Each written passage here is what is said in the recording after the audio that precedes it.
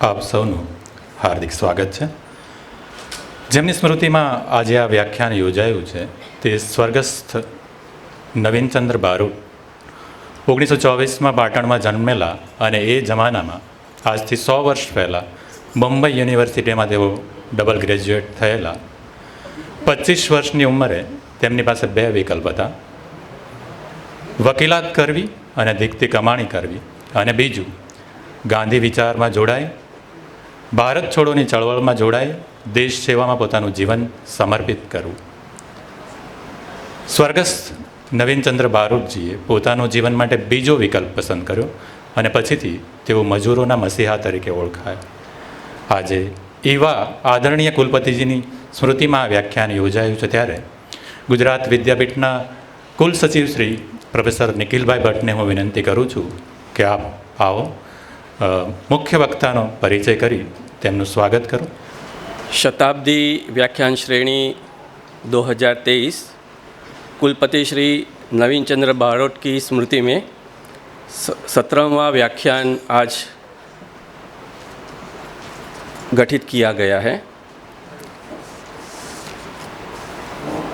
आज का जो विषय है वो गांधी की दृष्टि में शिक्षा नीति 2020. आज के व्याख्यान के लिए हमारे बीच में जो मुख्य वक्ता उपस्थित हैं, डॉक्टर चंद्रभूषण शर्मा, आज के व्याख्यान के अध्यक्ष हमारे कुलनायक श्री डॉक्टर भरतभाई जोशी, मुख्य वक्ता चंद्रभूषण जी, साथ में IITE के वाइस चांसलर डॉक्टर हर्षद भाई पटेल, जिन्होंने न्यू एजुकेशन पॉलिसी के अंदर बहुत महत्वपूर्ण भूमिका अदा की हैं, डीन शिक्षण विद्या शाखा, सभी विद्या शाखाओं के dean Shri, head of the department, अध्यापकगण, कर्मचारीगण, विद्यापीठ के विद्यार्थी भाइयों और बहनें, ऑनलाइन माध्यम से हमारे ग्राम सभा केंद्र में काफ़ी कर्मचारी गण जो हैं और विद्यार्थी गण हैं वो भी ऑनलाइन माध्यम से ये कार्यक्रम देख रहे हैं. उन सभी का आज मैं इस व्याख्यान श्रेणी में स्वागत करता हूँ. डॉक्टर चंद्रभूषण शर्मा जी एक बहुमुख प्रतिभा संपन्न व्यक्ति हैं जो हमारे बीच में आज उपस्थित हैं. इंदिरा गांधी राष्ट्रीय मुक्त विश्वविद्यालय नई दिल्ली के स्कूल ऑफ एजुकेशन में उन्होंने शिक्षा के प्रोफेसर के रूप में कार्य कर रहे हैं. उन्होंने अप्रैल 2015 से अप्रैल 2020 के दौरान राष्ट्रीय मुक्त विश्वविद्यालय शिक्षा संस्थान NIOS के अध्यक्ष के रूप में कार्य किया है. उन्हें उच्च शिक्षा के लिए डिजिटल पहल पर राष्ट्रीय सम्मेलन के दौरान डिजिटल पहल में सराहनीय योगदान के लिए राष्ट्रपति पुरस्कार मिला है.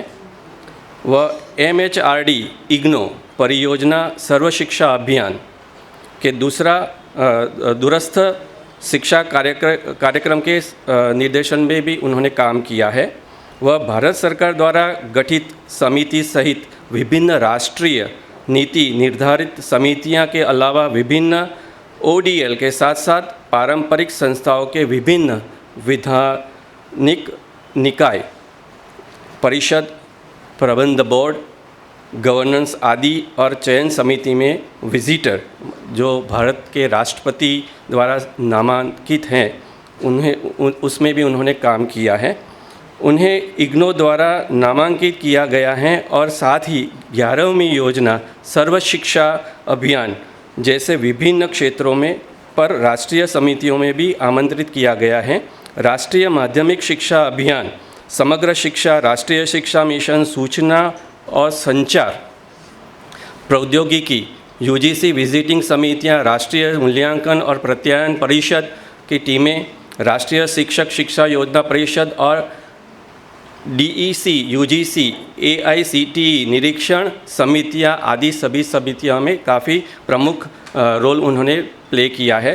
उन्होंने कई राष्ट्रीय और राज्य स्तरीय शिक्षक योजना चर्चा और विचार मंथन में भी भाग लिया है। उन्होंने विभिन्न विश्वविद्यालयों में विजिटिंग प्रोफेसर के लिए तथा शोध अध्ययन के लिए विश्व बैंक जैसी अंतर्राष्ट्रीय एजेंसियों द्वारा भी आमंत्रित किया गया है। वह मई 2015 में बहामास में आयोजित राष्ट्रमंडल मंत्री स्तरीय बैठक में भारत के माननीय मानव संसाधन मंत्री के नेतृत्व में भारतीय प्रतिनिधिमंडल के सदस्य भी रहे थे। प्रोफेसर शर्मा को यूनिवर्सल बेसिक एजुकेशन कमीशन द्वारा एक स्थापना के सहायता के लिए आमंत्रित भी किया गया था। अनेक नेतृत्व में national institute of open schooling नवंबर 2016 में सदस्य शिक्षा में संस्थागत उपलब्धि के लिए प्रतिष्ठित Commonwealth of learning award of excellence हासिल किया है। उनके नेतृत्व में NIOS ने विशेष रूप में श्रवण बाधित लोगों की शिक्षा में बड़ा योगदान दिया है। बधिर शिक्षार्थियों के लिए पहल ने अपने एक बधिर शिक्षार्थी के माध्यम से 2019 में दूरस्थ शिक्षा या ऑनलाइन अनुभव में उत्कृष्ट के COL पुरस्कार प्राप्त किया है। औद्योगिक परीक्षण संस्था के पुनरुत्थान और प्रमाण पत्र का माध्यमिक और वरिष्ठ माध्यमिक के बार लाने में उनके योगदान को भी अत्याधुनिक सराहना किया गया है। ऐसे बहुमुख प्रतिभाशाली व्यक्तित्व आज हमारे बीच में उपस्थित है और आज का जो टॉपिक है मैंने आपको पहले बताया वो एकदम रिलेवेंट है और काफ़ी तादाद में आज श्रोतागण पहली बार इस व्याख्यान श्रेणी में उपस्थित हैं। मैं दिलगीर हूँ, काफ़ी लोगों को नीचे बैठना पड़ा है, लेकिन हम दूसरी बार ज़रूरत जो भी हैं वो हम पूर्तता करेंगे। धन्यवाद।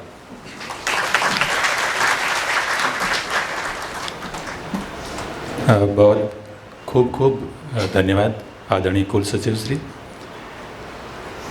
ટૂંકમાં કહીએ તો આજે આપણને એક એવા વક્તા મળ્યા છે જેમનો પરિચય આપવા માટે એક પુસ્તિકા તૈયાર કરવી પડે, આપણું સદભાગ્ય છે। હું ગુજરાત વિદ્યાપીઠના કુલનાયક શ્રી પ્રોફેસર ભરતભાઈ જોશીને વિનંતી કરું છું કે આપ ગુજરાત વિદ્યાપીઠની પરંપરા પ્રમાણે સૂતરની આંટી પહેરાવી ખાદીના રૂમાલ વડે મુખ્ય વક્તા શ્રી પ્રોફેસર ચંદ્રભૂષણ શર્માજીનું સ્વાગત કરો।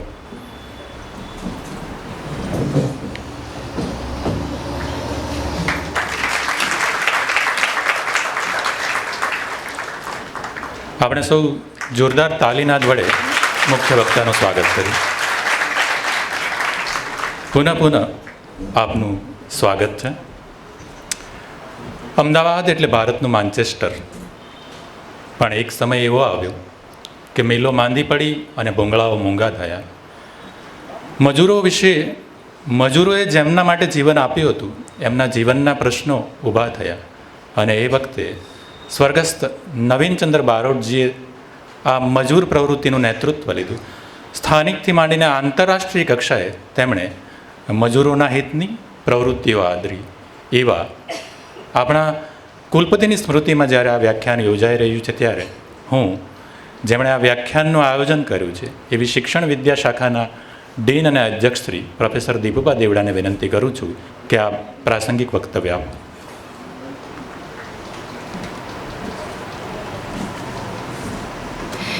शताब्दी व्याख्यानमाला अंतर्गत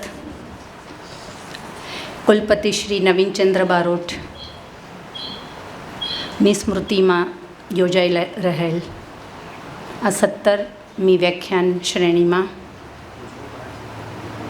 અધ્યક્ષતાને શોભાવતા કુલનાયક શ્રી, મુખ્ય વક્તા તરીકે અત્યંત પ્રાસંગિક એવું ઉદ્બોધન આપવા પધારેલ પ્રોફેસર ચંદ્રભૂષણજી, ગુજરાત વિદ્યાપીઠના બોર્ડ ઓફ મેનેજમેન્ટના સભ્યશ્રી, ગુજરાત વિદ્યાપીઠના ટ્રસ્ટીશ્રી અને સીધી રીતે પ્રત્યક્ષ રીતે ટ્રસ્ટી મંડળના મંત્રીશ્રી એવા IITના vice chancellor professor Harshadbhai Patel, કુલસચિવશ્રી,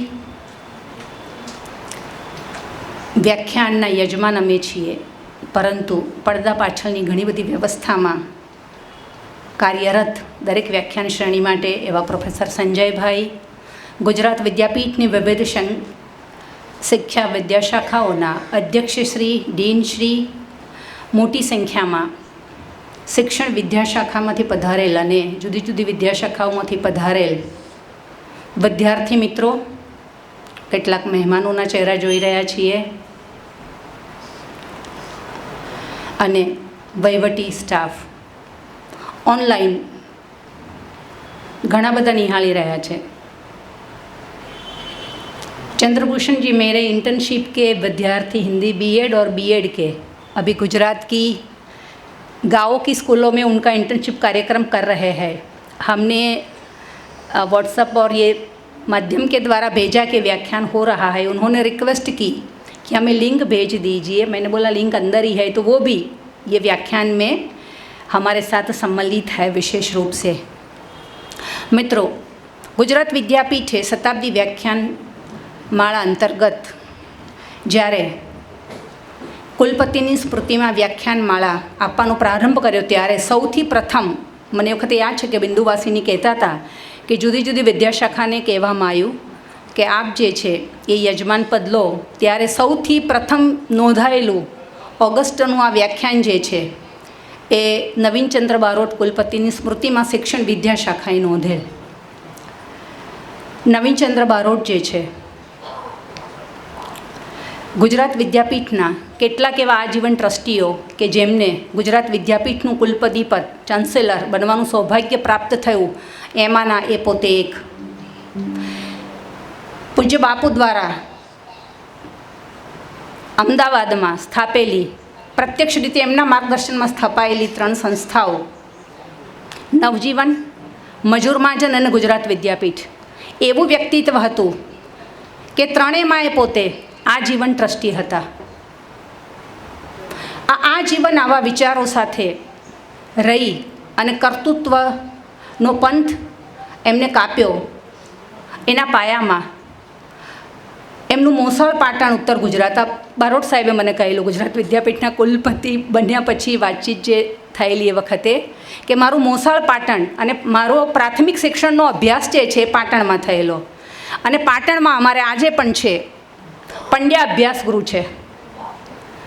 આપણે છાત્રાવાસ અહીંયા આમ કે છાત્ર શિક્ષણ અને છાત્રાવાસ એ બંને એક સિક્કાની બે બાજુ એવું આપણે માનીએ. પંડ્યા અભ્યાસ ગૃહ એ સમય એવું માનતું હતું, અને આજે પણ એમના વિદ્યાર્થીઓ જે છે એનું પૂરેપૂરું ધ્યાન રાખવા માટે એ શિક્ષણ સંસ્થાન આજે પણ એટલું જ જવાબદાર છે. એવા પંડ્યા અભ્યાસક્રમમાં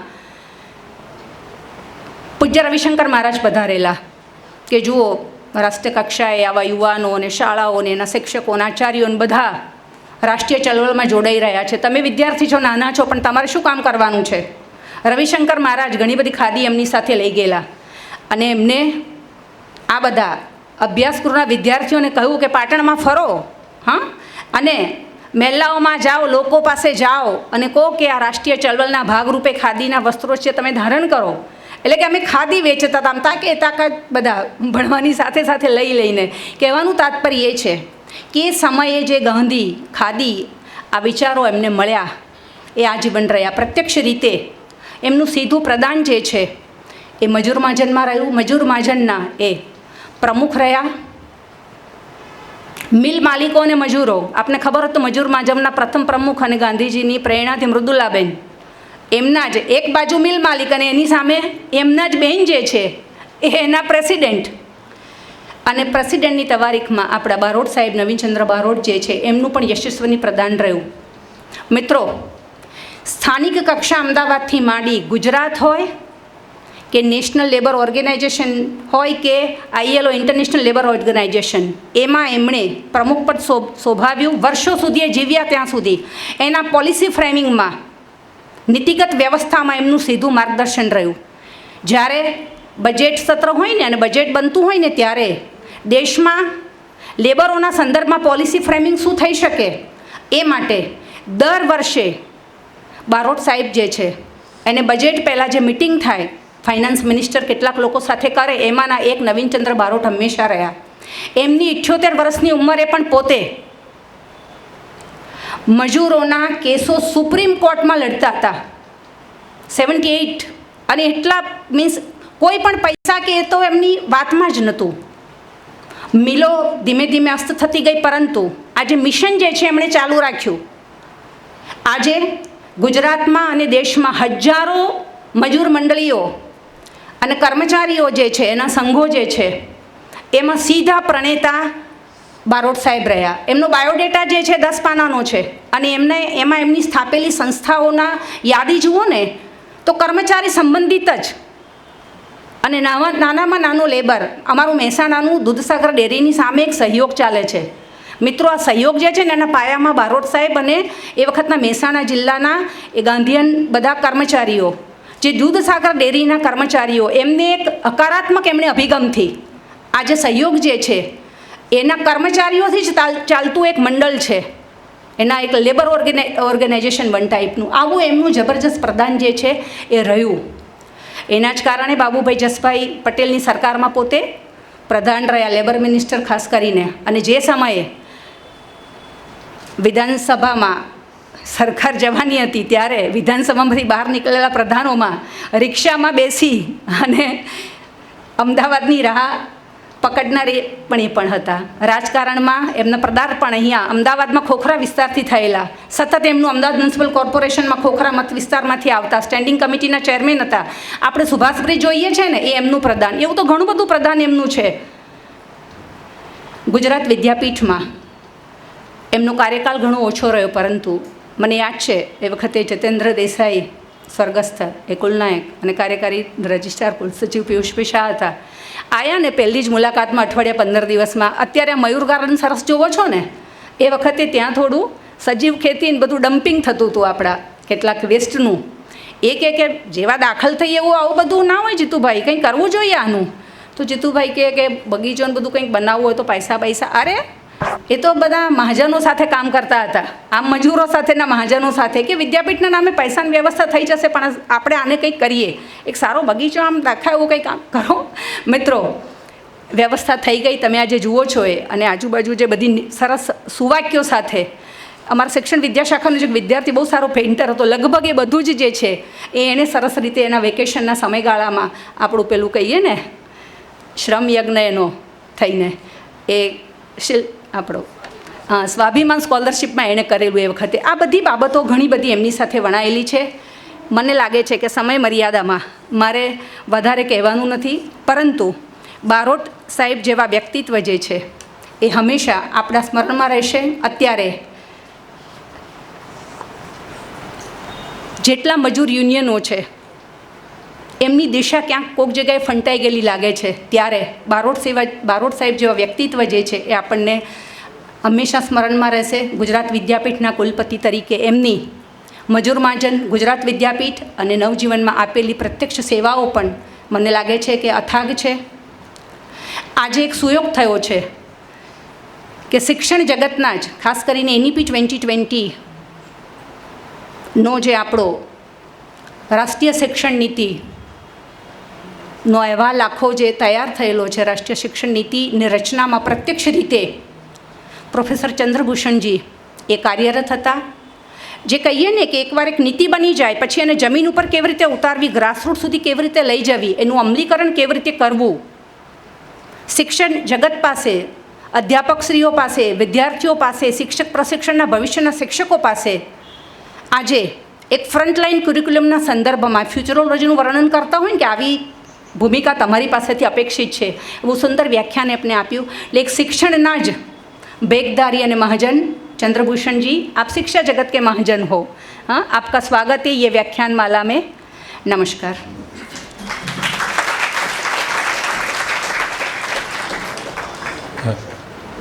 પૂર્વ કુલપતિ સ્વર્ગસ્થ નવીનચંદ્ર બારોટનું શબ્દચિત્ર આપણી સામે મૂકી આપવા બદલ શિક્ષણ વિદ્યાશાખાના અધ્યક્ષશ્રીનો હું આભાર વ્યક્ત કરું છું.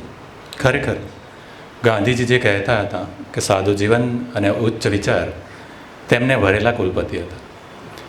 મંત્રીશ્રી તરીકે તેમને અવારનવાર રાજભવનમાં ઉતારાઓ મળતા, પણ તેઓ કહેતા હતા કે ગાંધી વિચાર પ્રમાણે ચાલનારને આવા ઠઠારા અને ભપકાઓ શોભે નહીં. તેઓ તો ત્યાં સુધી માનતા હતા કે જેમણે ગાંધીનો માર્ગ પકડ્યો છે તેણે ઇસ્ત્રી કરેલા કપડાં અને ટીનોપલ કરેલા કપડાં પણ શોભે નહીં. આવું વિરલ વ્યક્તિત્વ જેની સ્મૃતિમાં આજનું આ વ્યાખ્યાન યોજાયું છે, ત્યારે હું આજના મુખ્ય વક્તા પ્રોફેસર ચંદ્રભૂષણ શર્માજીને વિનંતી કરું છું કે આપ આવો અને ગાંધીજીની દૃષ્ટિએ રાષ્ટ્રીય શિક્ષણ નીતિ 2020 વિશે અમને વક્તવ્ય આપો. આદરણીય પ્રોફેસર ચંદ્રભૂષણ શર્મા.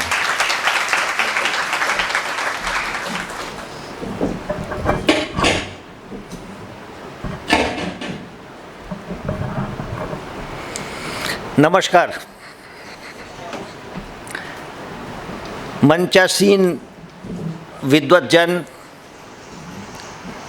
परम आदरणीय कुलपति गुजरात विद्यापीठ प्रोफेसर भरत भाई जोशी जी, प्रबंध मंडल के ट्रस्टी और संस्था के सचिव यशस्वी कुलपति Indian institute of teacher education Harshad भाई पटेल, शिक्षा संकाय के अध्यक्षा और आज के इस कार्यक्रम के संचालिका दीपूबा देवड़ा, नितिन भाई, सचिव निखिल भाई भट्ट, तमाम संकायों के डीन्स, हेड्स, कोलीग्स, टीचर्स और विद्यार्थियों, सबसे पहले मैं आभार प्रकट करता हूं आप सबों का कि आपने ये मौका दिया है. ये मेरा पहला अवसर है कि मैं गुजरात विद्यापीठ आया हूं और कल से ही ऐसा अनुभव हो रहा है कि इस धरती पर गांधी चले थे. कभी गांधी इस परिसर में रहे थे तो ये सौभाग्य मिला है, ये सबसे बड़ी बात है.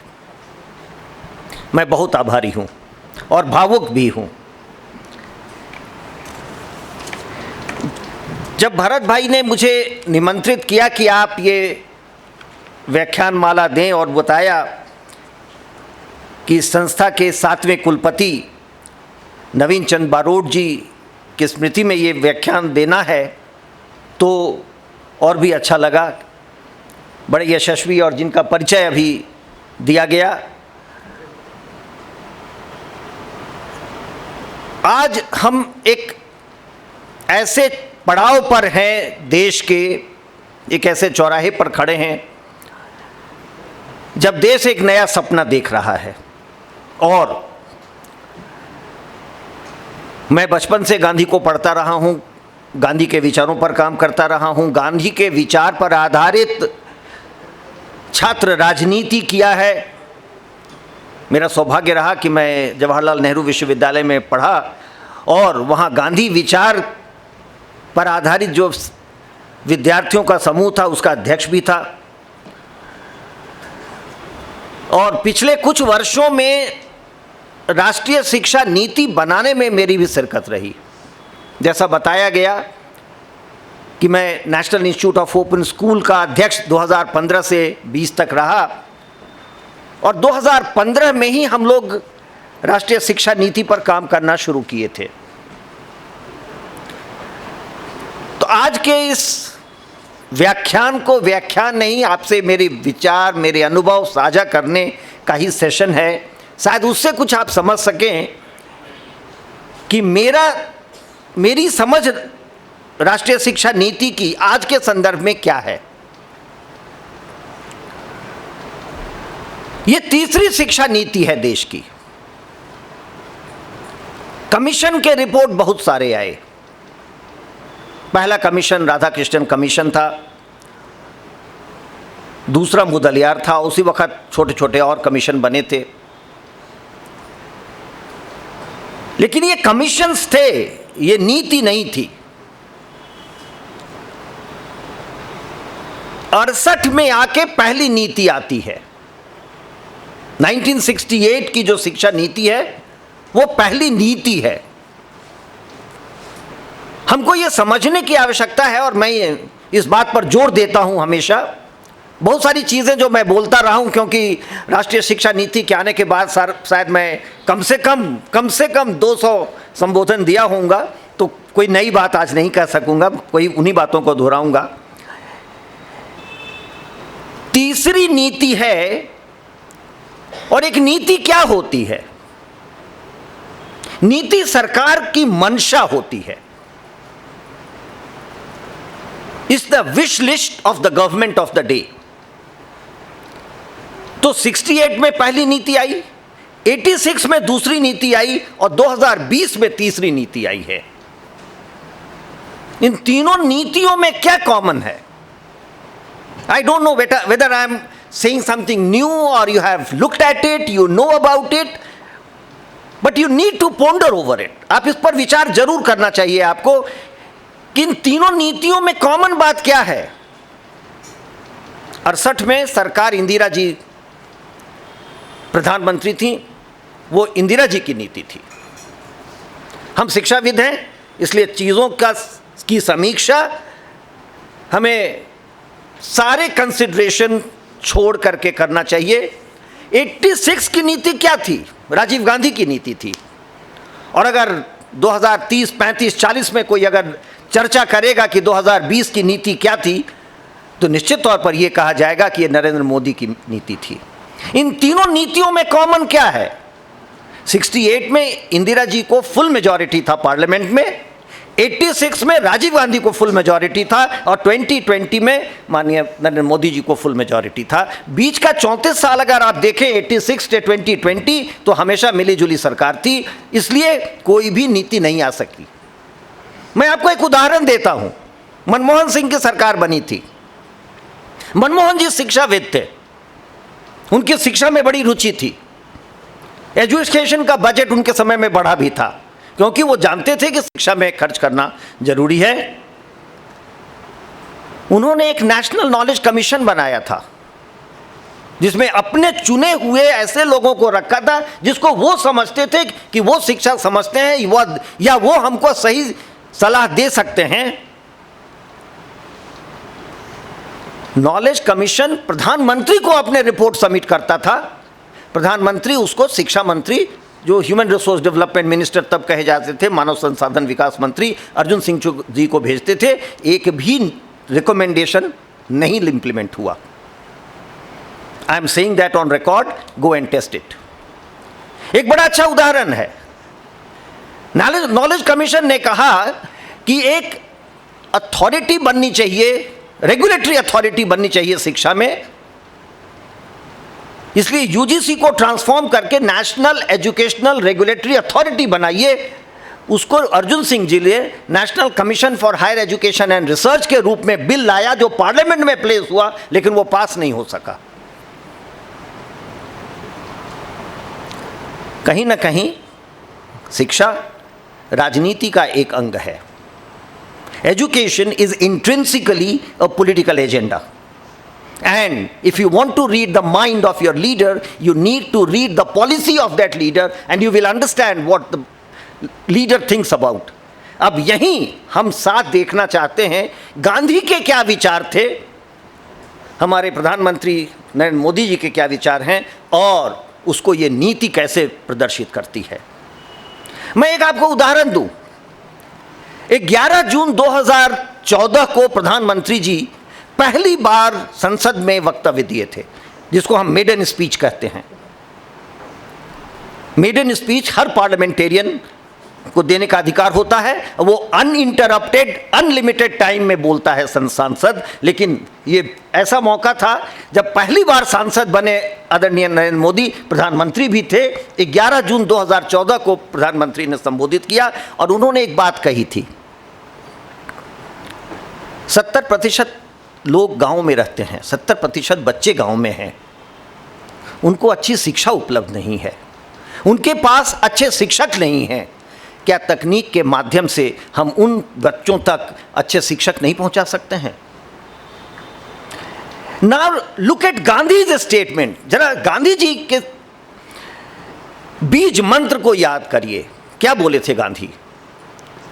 अगर तुम अपने किसी भी नीति को जांचना चाहते हो कि वो सही नीति है कि नहीं है, तो ये देखो कि जो पंक्ति में खड़ा अंतिम व्यक्ति है, सबसे गरीब है, सबसे वंचित है, ये एक नीति उसको फायदा पहुंचाएगी कि नहीं पहुंचाएगी।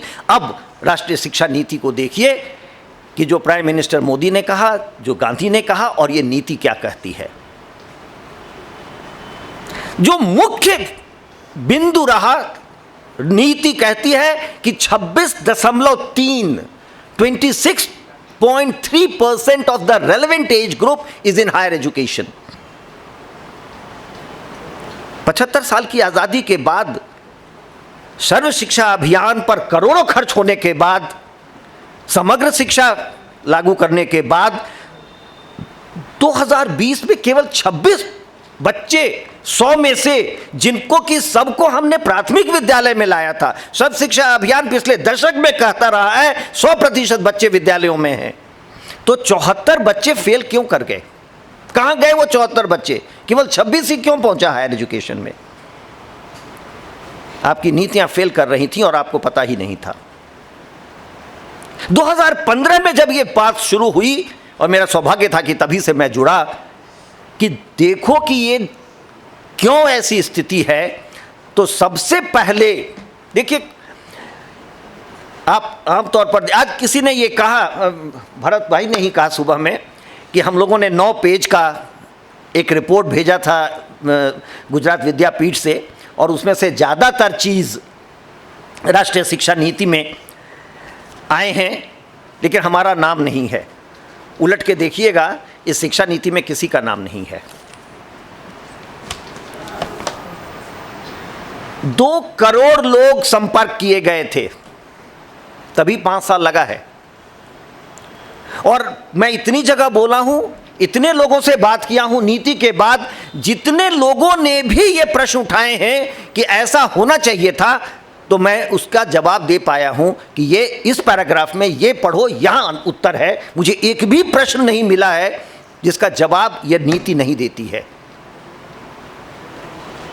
तो 2015 में ये बात जैसे ही आई, central advisory board of education, जो एपेक्स बॉडी है पॉलिसी बनाने का, उसकी मीटिंग में, उसी के एक दिन पहले ये बात आई कि 60 लाख बच्चे विद्यालयों से बाहर हैं।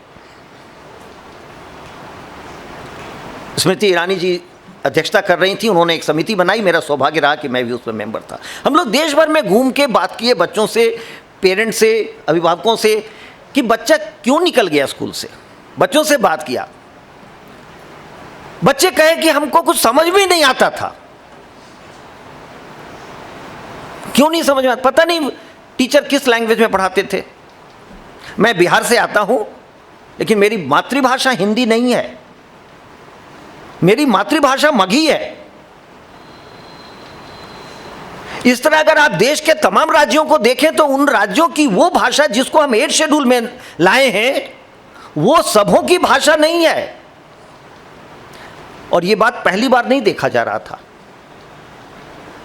1854 का वुड्स डिस्पैच पढ़िए, उसमें भी ये बात कही गई थी। गांधी जी लगातार ये बात कह रहे थे।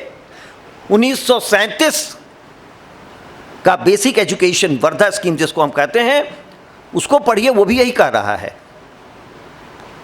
1931 में जब गांधी लंदन गए थे राउंड टेबल के लिए, और चैथम हाउस में उन्होंने एड्रेस किया था, वहां भी यही प्रश्न उठाया था।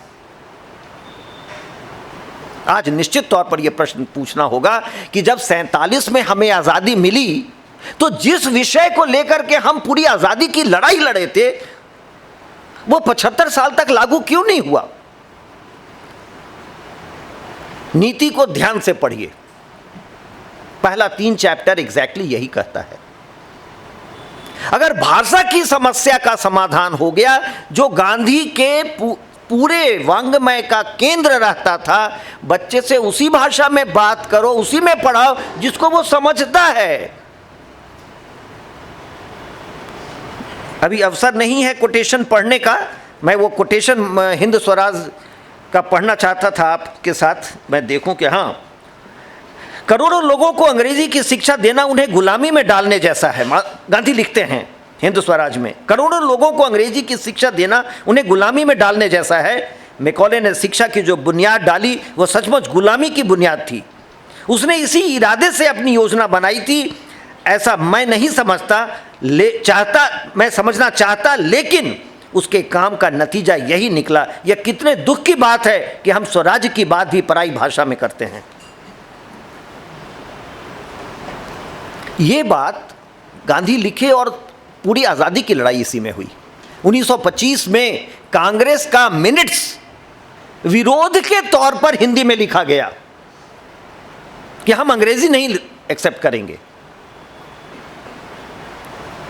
तो जब हम आजादी पाते हैं 1947 में और फिर जो नीति लगाते हैं, तो एक रॉबर्ट किंग की बड़ी अच्छी किताब है Nehru and the language policy of India, पढ़िए उस किताब को। यह कैसे तय हो गया कि अंग्रेजी ही लैंग्वेज होगा, हिंदी नहीं होगी? गांधी हिंदी भाषी नहीं थे, गुजराती भाषी थे। नरेंद्र मोदी हिंदी भाषी नहीं है, गुजराती भाषी हैं, लेकिन फिर भी प्रधानमंत्री कहते हैं कि हिंदी ही, और हिंदी में वो जितने अधिकार के साथ बोलते हैं। भाषा की राजनीति आज़ादी के तुरंत बाद शुरू हो गई, और ये देखने की ज़रूरत है कि वो क्यों शुरू हुई और कैसे उसने देश का नुकसान किया, बच्चों का नुकसान किया, शिक्षा का नुकसान किया। ये सारे बच्चे जो विद्यालयों से निकले वो इसी शिक्षा नीति और इसी शिक्षा में भाषा की नीति के कारण निकले। ये पॉलिसी उसी को बताती है। आप पढ़ेंगे तो आपको पता चलेगा। आप निश्चित तौर पर, आज मैंने पूछा था शिक्षा संकाय में कितने लोगों ने पढ़ा है, किसी ने हाथ नहीं उठाया कि मैंने पढ़ा है नीति को। इस नीति को जरूर ओरिजिनल में पढ़िए। ये आज तक के नीतियों में सबसे छोटी नीति आई है मैकॉले के मिनट्स के बाद। मैकॉले के मिनट्स 11.5 पेज की है, ये केवल 62 पेज है, 31 पेज स्कूली शिक्षा पर है। निश्चित तौर पर पढ़िए। हायर एजुकेशन में जो लोग हैं वो हायर एजुकेशन को भी पढ़ना चाहिए। आम तौर पर जो केंद्र सरकार नीतियां बनाती हैं उसका राज्यों में विरोध होता है। कुछ खास राज्य तुरंत भाषा के प्रश्न को लेकर विरोध करते हैं। इस नीति का विरोध किसी भी भाग से देश का नहीं हुआ भाषा के आधार पर। यह क्यों जरूरी है? क्योंकि इतने सारे बच्चे, इतना पैसा देश का, इतने विद्यालय किसी काम के नहीं रहे, क्योंकि बच्चों को उनकी भाषा में पढ़ाया नहीं जा रहा था। यह नीति उसको दूर करती है। तो क्या परिणाम होगा? कहां नजर है? गांधी के को जितना मैं समझ पाया हूं, मुझे ये नहीं कहना चाहिए और मैं क्लेम भी नहीं करूंगा, आप गुजरात विद्यापीठ में आप गांधी को हमसे ज़्यादा समझेंगे, लेकिन गांधी की नज़र स्वराज्य पर होती थी। और गांधी ने एक बात कहा था, हिंद स्वराज में वो लिखते हैं कि मैं अपना स्टैंड लगातार बदल देता हूं। गांधी एक बहते हुए नदी के समान थे, जो समय काल परिस्थिति के हिसाब से, सीखने के हिसाब से अपने समझ को बदल के और अपना स्टैंड बदलते थे। अगर आज गांधी होते तो क्या कहते? गांधी के सामने पूरे समय में, जब वो साउथ अफ्रीका से लौटे और भारत में उनका काम शुरू हुआ, तो क्या विषय था? स्वराज्य। स्वराज्य होना चाहिए। और वो हर बार यही कहते थे, गुलामी नहीं। एक बात और वो जो कहते थे कि अंग्रेजी से विरोध नहीं है, अंग्रेजियत से विरोध है। ये पॉलिसी भी यही कहती है। सभी भाषाएं एक हैं, सभी भाषाएं समान हैं। किसी खास भाषा के लिए आप इस पॉलिसी को पढ़ेंगे तो ऐसा नहीं लगेगा कि इंग्लिश के विरोध में लिखा गया है। नहीं, इंग्लिश को भी एक लैंग्वेज के तौर पर लिया गया है, लेकिन अंग्रेजियत के खिलाफ है। जो चीज़ें खास करके उठाता है कि जो बच्चे पिछड़ जाते हैं, वो क्यों पिछड़ जाते हैं? हम इतनी बात करते हैं दलितों की, इतनी बात करते हैं पिछड़े समाज की, इतनी बात करते हैं लड़कियों की। तो 75 साल में इनफैक्ट रिजर्वेशन आज़ादी के पहले से आया और अभी तक 25% आबादी का 4.5-5% से ज़्यादा शिरकत सरकारी नौकरियों में नहीं है। वो क्यों नहीं हो पाया? क्योंकि वो उनके लिए बोला तो जाता था, उनके लिए पॉलिसी नहीं बनती थी, और पॉलिसी बनती भी थी तो इम्प्लीमेंट नहीं होता था। 2-3 चीज़ें मैं हाईलाइट करना चाहूँगा। गांधी जी ने अपने हिंद स्वराज में बेसिक एजुकेशन, बुनियादी शिक्षा में एक बात कही थी कि गांव की लड़की को ही, गांव के बेटी को ही स्कूल की टीचर बनाओ, वो वहां पढ़ाएगी। आज हमारे देश की सबसे बड़ी समस्या क्या है? Teacher absenteeism. अगर गांधी को आज समस्या का समाधान खोजना होता कि टीचर एब्सेंटिज्म को कैसे ख़त्म किया जाए, भारत अकेला देश है जिसके बारे में यूनेस्को रिपोर्ट करता है टीचर सेकेंडमेंट। ये आम है बिहार यूपी में कि टीचर अपॉइंट होता है 2-2 3-3 स्कूल में, फिर वो एक स्कूल में पढ़ाता है, दूसरे स्कूल में 3,000 रुपये पर एक टीचर रख देता है अपना कि तुम आ जाना स्कूल में, और वो कहीं और होता है, जिसको टीचर सेकेंडमेंट करके हम रिपोर्ट करते हैं। अगर गांधी होते थे समस्या का क्या समाधान करते, जो उन्होंने पहले ही कहा था बुनियादी शिक्षा में, गांव के लोकल लड़की को अपॉइंट करो टीचर, वो जाएगी ही जाएगी, नहीं कैसे जाएगी, वो समाज की होगी। लोग उससे वहीं पूछेंगे आज क्या है, हमारी समस्या क्या है, कि टीचर कहीं और दूसरे शहर का होता है, वो वहीं रहता है, कभी कभी आ जाता है। अगर टीचर गांव का ही हो तो क्या होगा। तो मैं ये देखने की कोशिश किया हूं, इसीलिए टाइटल है कि राष्ट्रीय शिक्षा नीति गांधी की दृष्टि में, कि गांधी अगर आज नीति बनाते तो क्या कहते कि लोकल लड़की को अपॉइंट करो ना, ये गांधी तो 1937 में ही कह दिए थे, और ये बात सही है। आज मैंने शिक्षा संकाय में बोला था, मैं उसको दोबारा दोहराऊंगा कि जब हम लोग समस्या का समाधान खोज रहे थे कि टीचर सेंटर स्टेज होगा, गांधी भी टीचर को सेंटर स्टेज रखना चाहते थे, और माननीय प्रधानमंत्री ने 7 अगस्त को नीति रिलीज करने के बाद जो एड्रेस किया था वो टीचर्स के नाम ही किया था, और टीचर्स ही उसमें शिरकत करते। उन्होंने कहा था सरकार आपके साथ है, मेरी मनसा आपके साथ है, लेकिन ये नीति आपकी है, इसको अपनाइए और आप ही लागू करेंगे।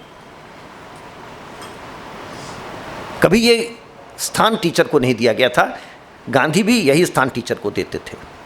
तो ये नीति क्या कहती है कि हम एक नेशनल एप्टीट्यूड टेस्ट करेंगे।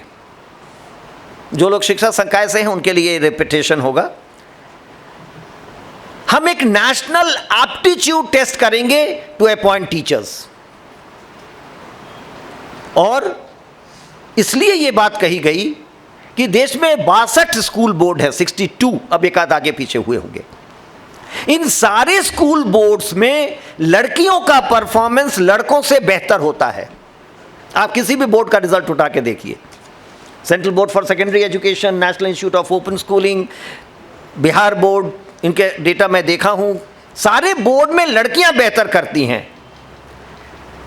महिलाओं की संख्या भी स्कूल टीचिंग में 80% है। तो हम लोकल लड़की को लोकल स्कूल में क्यों अपॉइंट नहीं कर सकते हैं। हमने जो नियम बना रखा है देश में कि अपने गांव में, अपने राज्य में कर्मचारी नौकरी नहीं करेगा, उसको बाहर रखेंगे, अपने शहर में ट्रांसफ़र नहीं होगा, क्यों, टीचर क्या करेगा। हम लोगों ने बड़ा विचार किया इस पर। टीचर ऐसा क्या क्राइम कर सकता है जो उसको अपने गांव में नहीं पढ़ाने दिया जाए। वो इनफैक्ट अपने ही गांव में पढ़ाए, अपने ही गांव का हो। नतीजा ये होगा कि जब वो दीदी नहीं जाएगी पढ़ाने तो अगले दिन बच्चे उसके घर पहुंचेंगे, पूछेंगे दीदी कल क्यों नहीं आई, बीमार तो नहीं हो, मौसी कल क्यों नहीं आई, बीमार तो नहीं हो तुम।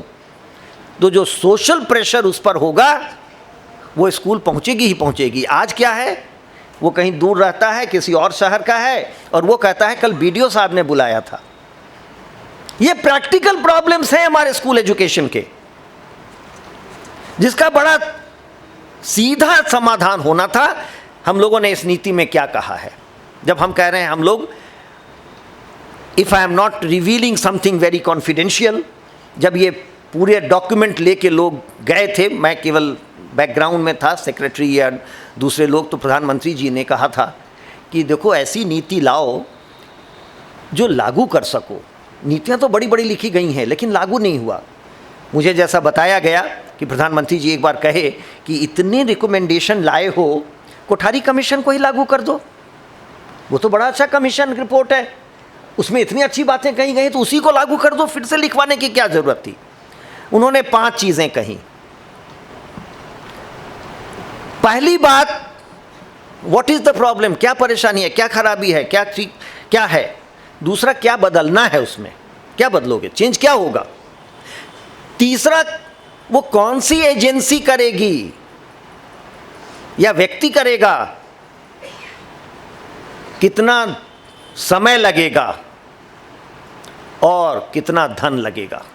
उन्होंने ये जो हमको बताया गया, उन्होंने ये कहा कि अगर कैबिनेट और फाइनेंस मिनिस्टर तुमको बजट ही नहीं देगा तो तुम कैसे कर लोगे। इसका पहले ही समाधान खोजना होगा ना। आप इस फॉर्मूला पर इस डॉक्यूमेंट को पढ़िए। पहली बार ये नीति ऐसी है जो क्लियरली कहती है ये गड़बड़ी है, ये बदलना है, लैंग्वेज प्रॉब्लम है, हम ये सॉल्यूशन देंगे, टीचर एब्सेंटिज्म है, हम ये करेंगे, टीचर क्वालिफाइड नहीं है, अच्छा नहीं है, 4 ईयर बीएड प्रोग्राम लाएंगे, नेशनल एप्टीट्यूड टेस्ट करेंगे, उसमें जो लोग सेलेक्ट होंगे, ये नहीं कर रहा है कि हम लड़कियों को ही करेंगे, जो सेलेक्ट होंगे उनको हम स्कॉलरशिप दे करके 4 साल पढ़ाएंगे और उसके बाद उनको अपने ही गांव में ट्रांसफ़र पोस्टिंग करेंगे।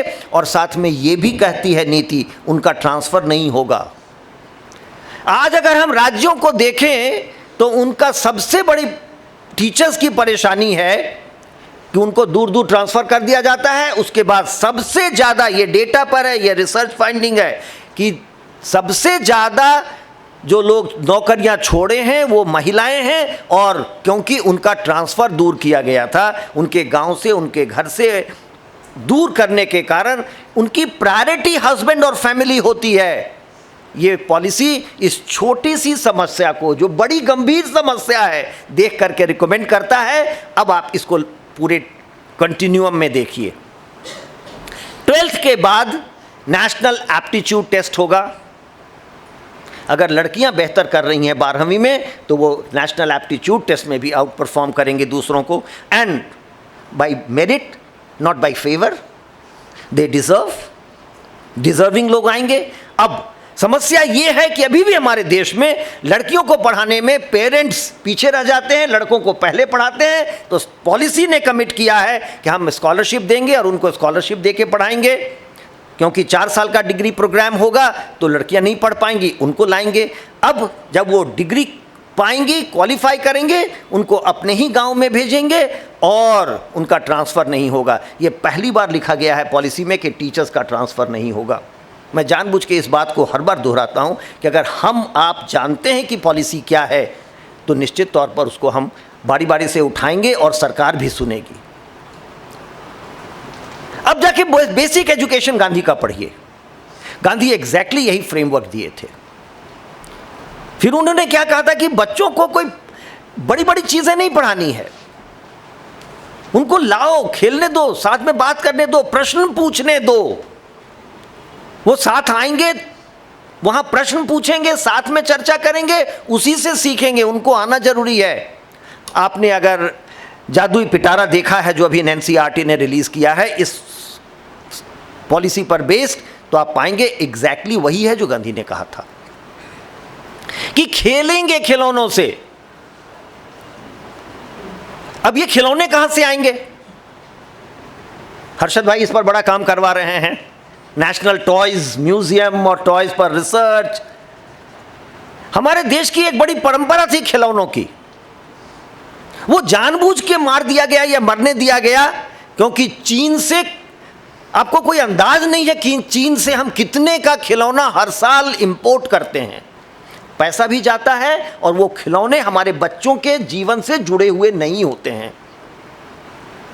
तो ये इस पॉलिसी के इम्प्लीमेंटेशन, कई बार मैं जाता हूं लोगों को, कई जगहों पर तो लोग ये कहते हैं पॉलिसी तो बड़ी अच्छी है, इम्प्लीमेंट नहीं हो रहा है। देखिए इसीलिए ये पॉलिसी इस 5 साल ली थी क्योंकि ये एक एक व्यक्ति के मन में जो है कि शिक्षा क्या होनी चाहिए उसका जवाब देता है। और जब वो प्रश्न जान गए, हम उठाए और पॉलिसी में डाल दिया, तो उसको इम्प्लीमेंट करना कैसे है वो भी ओवरनाइट नहीं होगा, एक दिन में नहीं होगा। मैं जानबूझ के कुछ इंसिडेंट्स आपके साथ साझा कर रहा हूं कि आप इस सोच के साथ जब इस नीति को पढ़ेंगे और देखेंगे कि क्या होना चाहिए और क्या पॉलिसी ने कहा है, तो आप पाएंगे कि एग्जैक्टली वही हो रहा है जो आप चाहते हैं। क्या कहा? हम पूरे देश से खिलौनों को जमा करके देखेंगे और फिर खोजने का प्रयास करेंगे कि इन खिलौनों में क्या साइंस है, क्या लर्निंग है, क्या लर्निंग आउटकम्स है और ये किस एज ग्रुप के लिए है। हम 3 साल से बच्चों को लाएंगे विद्यालयों में आंगनवाड़ी बना था।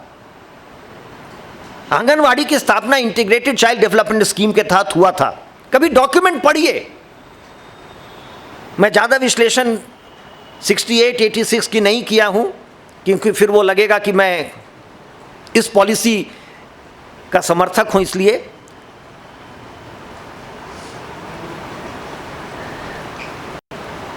बच्चों को जो खिलौने दिए जाएंगे वो आंगनवाड़ी में पहुंचेंगे। आंगनवाड़ी क्या था? आंगनवाड़ी उन बच्चों को रखने की जगह बनाई गई थी जिनकी माताएं काम करने जाती हैं। सो दे वर नॉट एग्जैक्टली टीचर्स। वो शिक्षक नहीं थे, वो बच्चा नहीं समझते थे, वो वर्कर्स थे। पढ़िए, डॉक्यूमेंट में यही टर्म यूज हुआ है, आंगनवाड़ी वर्कर्स। मैं भाषा विज्ञान का विद्यार्थी रहा हूं, इसलिए मैं बिटवीन द लाइंस पढ़ता हूं कि जब हमारे बच्चे जाते हैं तो वो प्ले स्कूल में जाते हैं जहां early childhood care and education trained teacher होता है। आप कोई भी चाइल्ड केयर सेंटर ऐसा नहीं खोल सकते हैं जहां ECCE ट्रेन टीचर नहीं है, आपको लाइसेंस नहीं मिलेगा। लेकिन आंगनवाड़ी जो सरकार ने बनाया, सरकार का स्कीम था, वहां आपने कहा कि एक वर्कर होगा। क्या होगा वो? जब मां काम करने जाएगी तो वो बच्चे का देखरेख करेगा। वो बच्चा समझता ही नहीं है या समझती ही नहीं है। नजर कहां थी? To get the best out of women, कि ये महिलाओं को वर्कफोर्स में जोड़ना है। ये प्रयास था, विद्या प्रयास नहीं थी, शिक्षा प्रयास नहीं था, वो मन में नहीं था। ये पॉलिसी उसको उलटती है। क्या कहती है? हम सारे आंगनवाड़ी सेंटर्स को, जो लगभग 13 लाख हैं, उनको टीचिंग लर्निंग सेंटर्स बनाएंगे। तो क्या होगा? आप मैग्नीट्यूड ऑफ द प्रॉब्लम देखिए। 13 लाख आंगनवाड़ी, करोड़ों बच्चे आंगनवाड़ी में हैं, और ये सब बच्चे आंगनवाड़ी में जो समय लगाते हैं, don't think that you are giving them time.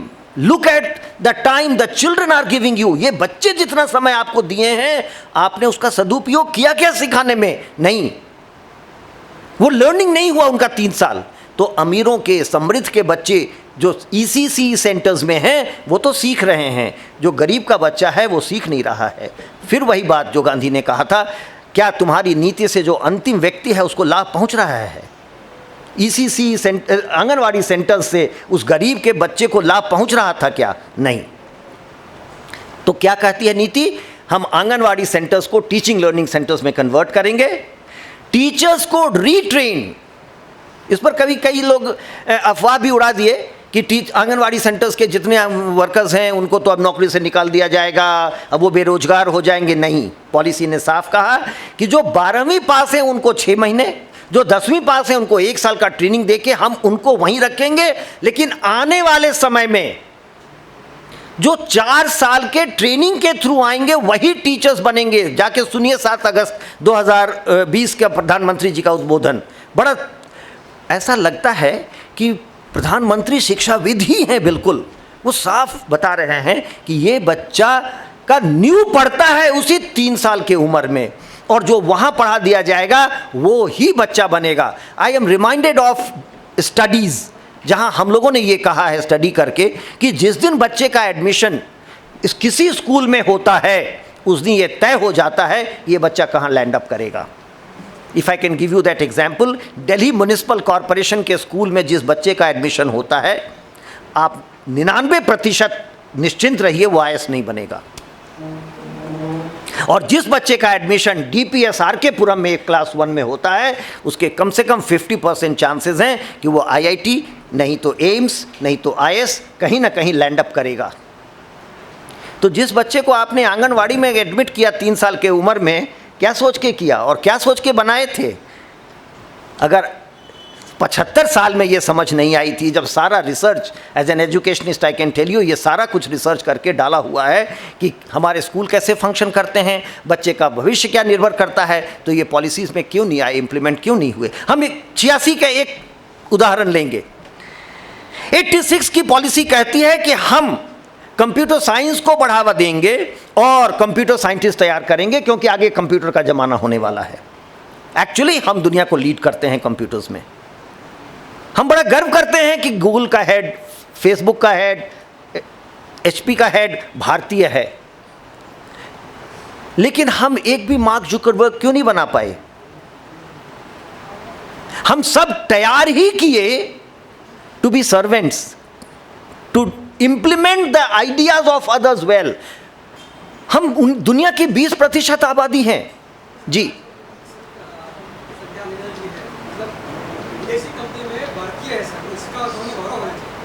बैठिए जी जी जी जी जी। ऐसे मेमोरियल लेक्चर्स में मतलब you let the speaker decide and then you think over it, you discuss. हम 20% आबादी हैं दुनिया की, और फिर भी हम आइडिया जनरेटर्स नहीं बना पाए। ये सोचने की ज़रूरत है। आपको मैं डेटा शेयर करूं, IIT में कंप्यूटर साइंस का डिपार्टमेंट खुला 86 के बाद। कंप्यूटर साइंस डिपार्टमेंट में जो नीट के फर्स्ट टॉप 30 बच्चे हैं, लगातार वो सब गए IIT बॉम्बे पोबाई। 10 साल का डेटा बताता है, उसमें से एक भी बच्चा भारत में नहीं रहा। आपने कैसी नीति बनाई कि हर बच्चा आपका विदेश जाए? आपकी नीति फॉरेन को सर्व करने के लिए थी या देश को सर्व करने के लिए थी?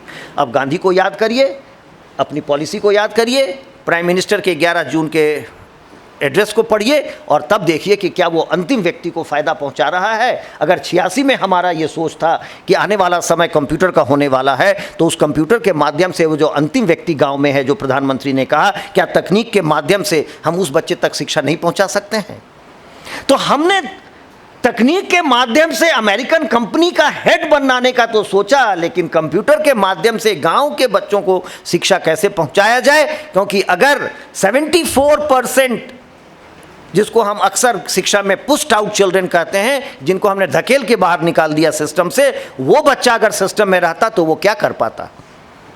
हम यहाँ बैठे हैं, बड़ा गर्व कर रहे हैं। पता नहीं हमसे बेहतर कितने बच्चे थे जो कि वहाँ पहुँच सकते थे, लेकिन इसलिए नहीं पहुँचे क्योंकि मुझको मौका लगा, हर्षद भाई को मौका लगा, भरत भाई को मौका लगा इसके स्कूल में जाने का, जिसके कारण वो यहाँ पहुँचे हैं। ये हमको सोचने की ज़रूरत है, और यही ये पॉलिसी सोचती है। पहला विषय भाषा का, दूसरा विषय सिस्टम का। सिस्टम में क्या ट्वीकिंग करना है, क्या चेंज करना है, ये पॉलिसी करती है।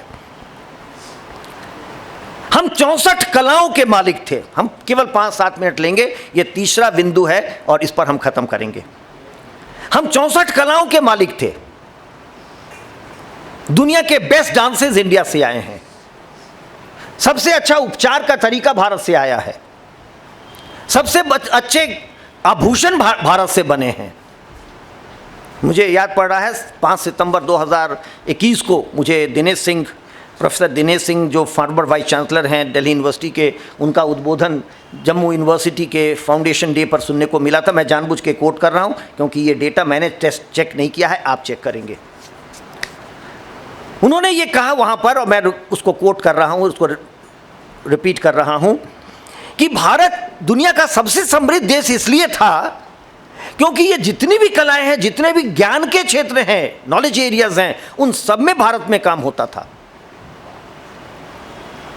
लकड़ी से काम करने वाला, कपड़े का काम करने वाला, आभूषण में काम करने वाला, डांस में काम करने वाला किसी भी तरह समाज में हे दृष्टि से नहीं देखा जाता था। मैकॉले ने इसको चेंज किया, जो गांधी अपने हिंदू स्वराज में बड़े तफसील से लिखते हैं। हम समझते हैं, हमारे पूरा आप एजुकेशन का लिटरेचर देखें, कोई भी ऐसा क्रिटिकल आर्टिकल नहीं होगा जिसमें कि मैकॉले की चर्चा नहीं हो। हम समझते थे, जानते थे, फिर भी बदले क्यों नहीं? ये पॉलिसी अब उसको बदलती है। कैसे बदलती है? हम लोगों ने national institute of open schooling में पहली बार ये किया था। मैथमेटिक्स के साथ डांस और डांस के साथ म्यूजिक, ये तीनों कॉम्बिनेशन लेके पढ़ाई करो, कुछ ना कुछ अच्छा निकल के आएगा। हम कितनी बार कोट करते हैं कितने साइंटिस्ट को, ये फिजिसिस्ट थे लेकिन बड़े अच्छे म्यूजिशियन थे, म्यूजिक में इनका बड़ा इंटरेस्ट था, मैथमेटिक्स के माध्यम से म्यूजिक को देखते थे, मैथमेटिकल इक्वेशन पर ये म्यूजिक को उतारते थे और तब म्यूजिक को समझने की कोशिश करते थे। डांस को मैथमेटिक्स, डांस को म्यूजिक के साथ हम इतने कॉम्बिनेशंस में देख सकते हैं और इनसे जो चीज़ें निकलेंगी वो दुनिया में कोई देश निकाल नहीं सकता है। मैं एग्जाम्पल एक दूंगा, इसको आप एग्जामिन करेंगे। आप में से बहुत लोग इंडियन आइडल देखते होंगे, मेरे अंडरस्टैंडिंग को आप भी टेस्ट करिएगा। इंडियन आइडल के पिछले एपिसोड को देखिए, मैं बड़ा ध्यान से देखा। 3 लड़कियां जो टॉप में पहुंची, हिंदी संगीत का ये कार्यक्रम है, जो 3 लड़कियां टॉप में पहुंची वो तीनों नॉन हिंदी स्पीकर थीं, बांग्ला स्पीकर थीं। आप जब उनसे बात करते, जो उनका इंटरव्यू वगैरह दिखाता था, तो वो हिंदी के सेंटेंस ही कंस्ट्रक्ट नहीं कर पाती थी, लिंग भेद नहीं कर पाती थी। लेकिन जब वो स्टेज से गाती थी तो ऐसा लगे कि बिल्कुल हिंदी भाषी है। स्वीडन की आबादी क्या है? 1.5 करोड़। 1.5 करोड़ की आबादी है स्वीडन। आइकिया का फर्नीचर भारत के कितने घरों में है? हम 142 करोड़ का देश आइकिया का फर्नीचर खरीद के मंगाते हैं। क्या हमारे बच्चे जो स्कूलों में ज्योमेट्री, मैथमेटिक्स के साथ कारपेंट्री पढ़ेंगे, क्या वो आगे चल के कोई नए तरह का फर्नीचर, नए डिज़ाइन का फर्नीचर का डिज़ाइन, हम 142 करोड़ में से 50 लाख क्यों नहीं ऐसे लोग तैयार कर सकते हैं जो डांस के एरिया में नया इनोवेशन, फर्नीचर में नया इनोवेशन, फैब्रिक डिज़ाइन में नया इनोवेशन कर सकता है? अभी तो केवल 26% हायर एजुकेशन में है भाई। जब 100% आएगा तब क्या होगा? क्या क्या पढ़ेंगे? तो हम स्कूल एजुकेशन में ये चेंज ला रहे हैं कि अब किसी भी कॉम्बिनेशन में कोई भी बच्चा ले सकता है। अभी 5-7 दिन पहले नेशनल करिकुलम फ्रेमवर्क पर स्कूल एजुकेशन आया है। हम एक टीवी डिबेट पर थे, एक स्कूल की प्रिंसिपल भी मेरे साथ थी। उनका मौका आया बोलने का, तो उन्होंने सबसे पहले कहा कि देखिए अच्छी बात तो है, लेकिन बड़ी परेशानी है, टाइम टेबल कैसे बनेगा? मुझे याद पड़ा कि जब मैंने NIS में ये चेंज किया था, तो एक मीटिंग थी मिनिस्ट्री में। मैं जानबूझ के नाम लेता हूँ, नाम लेना अच्छा नहीं है लेकिन फिर भी लेता हूँ। डॉक्टर देवराज वाइस चेयरमैन थे UGC के, हर्षद भाई को याद है, वो सर हिला रहे हैं। तो हमने वहाँ मीटिंग में कहा कि हमने ऐसा चेंज कर दिया है। मैं बिल्कुल उदाहरण दे रहा हूँ, सही उदाहरण है ये, आप विश्वास करिएगा। हमने कहा कि हमने NIS में ये कर दिया है कि बच्चे जो भी कॉम्बिनेशन लेना चाहें ले सकते हैं। और ये इसलिए किया था कि जिसकी चर्चा हमने की कि केब ने सब कमेटी बनाई थी, उपेंद्र कुशवाहा चेयरमैन थे नॉन फॉर्मल एजुकेशन का, मैं उसका सदस्य था। तो मैं देश भर में जाकर के जब बच्चों से पूछा तो DPS रांची की एक लड़की ने हमको कहा कि सर अगर हमारा चलता तो मैं डांस ही केवल पढ़ती, डांस ही करती। हमने डॉक्टर राम सिंह प्रिंसिपल थे, अभी भी हैं, उनसे पूछा ये कौन लड़की है? कहे ये रांची के 2 लीडिंग डॉक्टर्स की लड़की है, अकेली बच्ची है।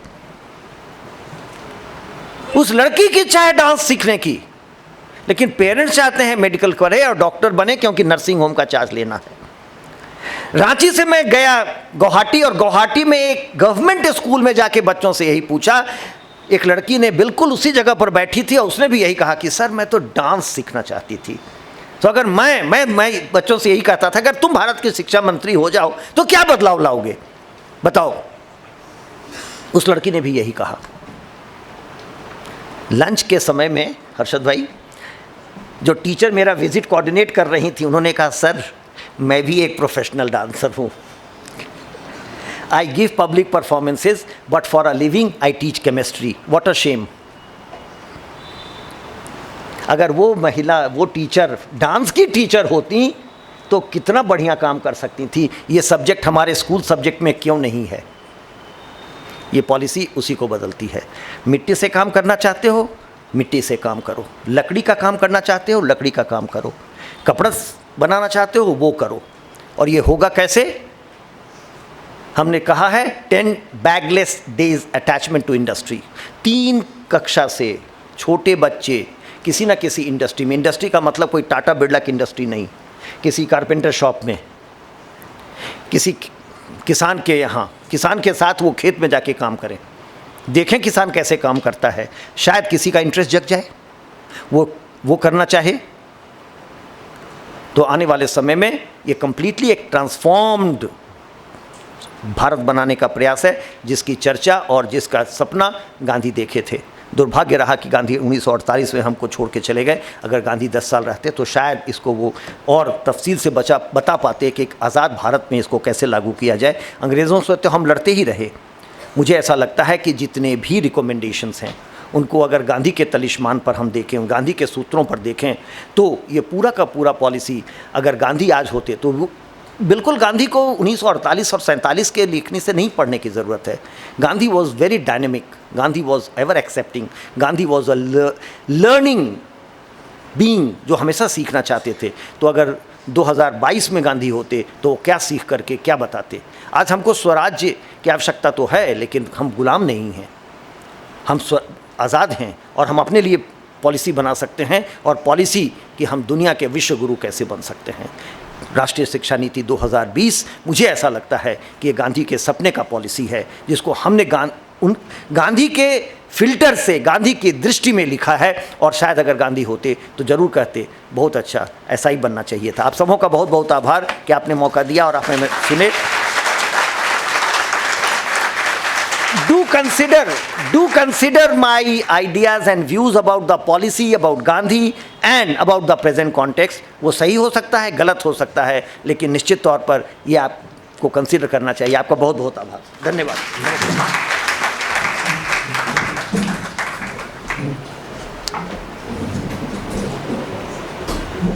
ખૂબ ખૂબ આભાર પ્રોફેસર ચંદ્રભૂષણ શર્માજી, જેમણે આપણને સ્પષ્ટ કરી આપ્યું કે રાષ્ટ્રીય શિક્ષણ નીતિ 2020માં ગાંધીજીએ કેળવણી વિશે જે ચિંતન કર્યું હતું તેના ઘણા જ પ્રતિબિંબ જોવા મળે છે.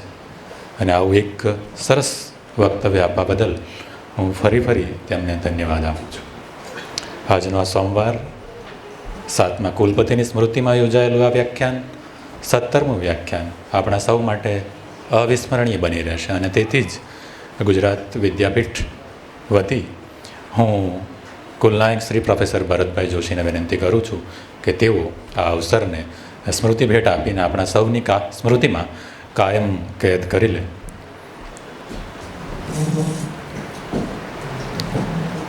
આપણે સૌ જોરદાર તાળીઓથી આ સ્મૃતિ ભેટ અર્પણ કરીશું.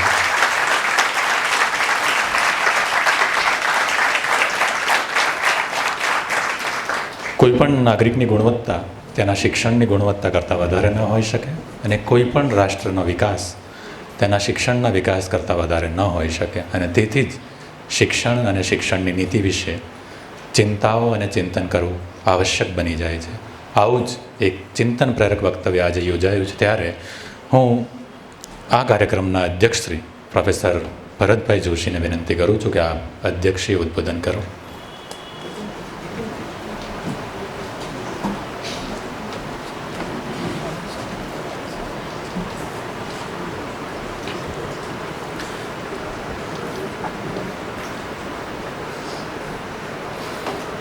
મંચ પર બિરાજમાન રાષ્ટ્રીય શિક્ષા નીતિના જાણકાર એવા જેમનો રાષ્ટ્રીય શિક્ષણ નીતિ સાથે આરંભથી જ નાતો રહ્યો છે તેવા પ્રોફેસર ચંદ્રભૂષણ શર્માજી, IITE ગાંધીનગરના વાઇસ ચાન્સેલર, આજે હર્ષદભાઈ એ રૂએ અહીંયા છે. બાકીના બધા એમના પરિચય છે. એમણે કીધું કે આજે હું IITEના વાઇસ ચાન્સેલર તરીકે આ કાર્યક્રમમાં સામેલ થઈશ, કારણ કે રાષ્ટ્રીય શિક્ષણ નીતિનું જેવું અવતરણ થયું 29 જુલાઈ 2020ના દિવસે, એ પછી એનું પહેલું ટ્રાન્સલેશન IITEએ ગુજરાતીમાં કર્યું. દેશમાં પહેલો અનુવાદ ગુજરાતીમાં થયો અને એ IITEએ કર્યો. એટલે એમણે પણ આ નીતિમાં એટલો જ રસ લીધો અને એ પછીના એના અમલીકરણના જે બધા કાર્યો છે એમાં પણ એ સઘન રીતે જોડાયેલા છે. અને આજનો વિષય એવો હતો કે એમને એમાં રસ પડે એમ હતો. ગુજરાત વિદ્યાપીઠની શિક્ષણ વિદ્યા શાખાના ડીન ડૉક્ટર દીપુબા,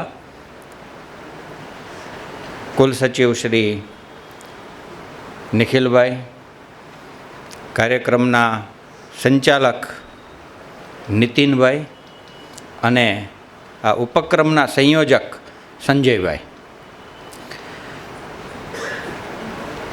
આ વિષય આપણે ત્યાં 2019થી ચર્ચામાં છે, કારણ કે જ્યારે ડ્રાફ્ટ આવ્યો, આમ તો 2015માં જ્યારે પહેલી વખત આનું અભિયાન શરૂ થયું ત્યારે અમદાવાદ ઇન્ટરનેશનલ સ્કૂલમાં એક કાર્યક્રમ યોજાયેલો અને ત્યાં ગુજરાત વિદ્યાપીઠ તરફથી કેટલાક પ્રતિનિધિઓને સામેલ થવાનું પ્રાપ્ત થયું હતું. એ પૈકીનો એક હું પણ હતો અને એ ગુજરાત વિદ્યાપીઠે એમાં ભૂમિકા કરવાની હતી કે રાષ્ટ્રીય શિક્ષણ નીતિનો ડ્રાફ્ટ બનવાનો છે, એ માટેના ઇનપુટ્સ આપવાના 2015માં. એ પછી 19માં ડ્રાફ્ટ આવ્યો. ડ્રાફ્ટ ઉપર આપણે અહીંયા એક વર્કશોપ કર્યો. વર્કશોપમાં આપણે ઘણા બધા સૂચનો કર્યા અને એ સૂચનો આપણે મોકલી આપ્યા. અને મેં સવારે જ એ વાત કરી હતી કે અમે 9 પાના ભરીને સૂચનો મોકલ્યા હતા અને અમને બહુ આનંદ છે કે એ બધા જ સૂચનો રાષ્ટ્રીય શિક્ષણ નીતિમાં સમાવિષ્ટ થયા છે. નામ તો કોઈનું નથી, નીતિ ઘડનારાઓના જે નામ છે એ સિવાયના, પણ આટલા બધા સૂચનો કર્યા હતા તોય અમારું નામ નથી. એટલે અમારા નામની અમને અપેક્ષા નહોતી, પણ ગાંધીનું નામ પણ નથી. મારું સૂચન એ હતું. બહુ સરસ રીતે આજે આપણને આ શિક્ષણ નીતિ કેવી રીતે ઘડાય છે અને ઘડાયેલી શિક્ષણ નીતિ કેવી છે એની વાત જાણવા મળી. આપણે પહેલી રાષ્ટ્રીય નીતિ, શિક્ષણની નીતિ 1968માં આવી, પણ ભારતની પહેલી શિક્ષણ નીતિ औपचारिक रीते जो कोई मारी दृष्टि गणाती हो, मेरे हिसाब से भारत की पहली शिक्षा नीति 1937 में आई है. वर्धा में राष्ट्रीय शिक्षण परिषदનું આયોજન થયું અને એમાં ગાંધીજીએ એને જાહેર કરી. ગાંધીજીએ જાહેર કરી અને પછી એમણે એનું માળખું બનાવવા માટે એક ઝાકીર હુસેન સમિતિની રચના કરી અને એણે આખી નીતિ બનાવી. અને એ વખતે 1937માં પ્રાંતિક સ્વરાજ હતું અને એ જે રાજ્યોમાં ભારતની પોતાની સરકારો બની હતી, જે પ્રાંતોમાં, ત્યાં એનું અમલીકરણ થયું હતું. પણ પછી આપણે વિશ્વયુદ્ધમાં ભારતને જોડી દેવામાં આવ્યું અને એના વિરોધમાં આપણને વિશ્વાસમાં લીધા વગર એ કર્યું. એના વિરોધમાં પ્રાંતિક સરકારોએ રાજીનામા આપ્યા અને એટલે વળી પાછું ત્યાંથી એ બધું અટક્યું. પણ પહેલી નીતિ તો 1937માં આપણને મળી ગઈ હતી અને 1947માં આપણે આઝાદ થયા પછી આપણે એનું અમલીકરણ પણ શરૂ કર્યું હતું. પરંતુ અમલીકરણ ત્યારે જ સફળ થાય છે જ્યારે એનું અમલીકરણ કરનારાનો ઈરાદો પાક્કો હોય છે. જ્યાં સુધી એ ઈરાદો પાકો નથી હોતો ત્યાં સુધી કોઈ પણ પ્રકારની નીતિ હોય એ સફળ થતી નથી. આપણે તાજેતરના ભૂતકાળમાં જઈએ તો કેટલી બધી શિક્ષણની અંદર પરિવર્તનની બાબતો આવી, પણ કંઈ આપણે એમાં જોઈ શક્યા નથી. અત્યારે અહીંથી જ આપણને જે શર્મા સાહેબે વાત કરી એમાં એ બાબતો આવી છે. ઉદાહરણ તરીકે આપણે MLL આવ્યું, એનાથી આખા એ દેશની શિક્ષણની તાસીર બદલાઈ જવાની હતી, પણ આપણે એવું કરી શક્યા નહીં. આજે એ જ વર્ગખંડ આપણી પાસે છે જે MLLના આવ્યા પહેલાં હતો. પાઠ્યપુસ્તકો બદલ્યા, વર્ગખંડને બદલાયો. એ પછી ઘણા બધા અભિયાનો આપણે જોયા. DPEP આવ્યું, સર્વ શિક્ષા અભિયાન આવ્યું, આ બધું જ આવતું ગયું છે, પણ આપણો વર્ગખંડ યથાવત જ રહ્યો છે. કારણ કે વર્ગખંડમાં જેણે કામ કરવાનું છે એનો ઈરાદો શું છે એ વર્ગખંડને બદલવા માટે જરૂરી હોય છે. અને એટલે કોઈ પણ પ્રકારની શિક્ષણ નીતિ રાષ્ટ્રીય સ્તરે ઘડાઈ જાય, પણ એ જો શિક્ષકો અમલીકરણ માટે પ્રતિબદ્ધ ન હોય તો અમલમાં આવી શકતી નથી.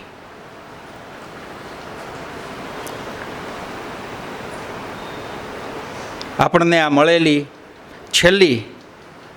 અત્યાર સુધીની છેલ્લી નીતિ છે અને એના અમલીકરણ માટે આપણે સતત કાર્યરત છીએ.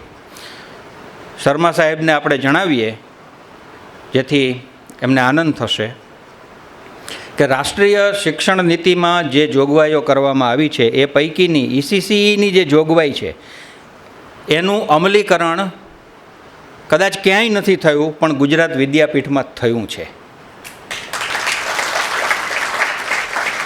આપણે 5+3+3+4ને અમલમાં મૂકેલું છે. ગુજરાત વિદ્યાપીઠમાં પૂર્વ પ્રાથમિકથી શરૂ કરીને PG સુધીનું શિક્ષણ ચાલે છે અને આપણે એ જ આ વર્ષથી અમલમાં છે. એટલે 5+3+3+4 गुजरात विद्यापीठ में अमली है इस साल से. डिग्रीना अभ्यासक्रमों में पण आपणे credit based outcome based curriculum तैयार करी नाख्या छे अने ए ज आपणा अत्यारे अमली अभ्यासक्रमों छे. एटले अमलीकरण राष्ट्रीय शिक्षण नीतिना अमलीकरणमां गुजरात विद्यापीठना शिक्षकोनी प्रतिबद्धता એ આપણે જોઈ શકીએ છીએ. અને એક ઉદાહરણ રૂપ પણ બની શકે એમ છે કે આપણે એને અમલમાં મૂક્યું છે. એક વાત જે કરીને કે ગામની દીકરી જ ત્યાં શિક્ષિકા હોય. શું કામ એવું હોય કે એ જ ગામને પ્રેરણા આપે.